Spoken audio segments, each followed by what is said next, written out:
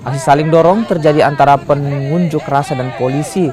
Aksi ini terjadi saat pengunjuk rasa berupaya menahan sebuah truk untuk dijadikan mimbar orasi. Akibatnya 5 mahasiswa di bawah truk yang melaju. Beruntung aksi ini tidak menimbulkan insiden kecelakaan. Dalam aksinya, mahasiswa menolak naiknya harga BBM, penggusuran rempang, dan penembakan di Kalimantan. Unjuk rasa ini menyebabkan Jalan Sultan Hasanuddin Kabupaten Goa yang berbatasan dengan Kota Makassar mengalami kemacetan.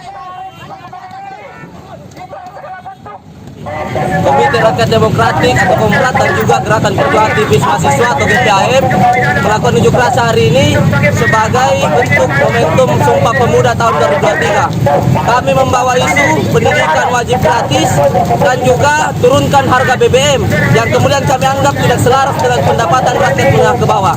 Yang selanjutnya adalah persoalan penggusuran yang ada di Rempang dan penembakan yang ada di Kalimantan. Kami sangat mengecam tindakan aparat kepolisian yang kemudian melakukan penembakan terhadap demonstran, khususnya pada lingkup daripada Kalimantan.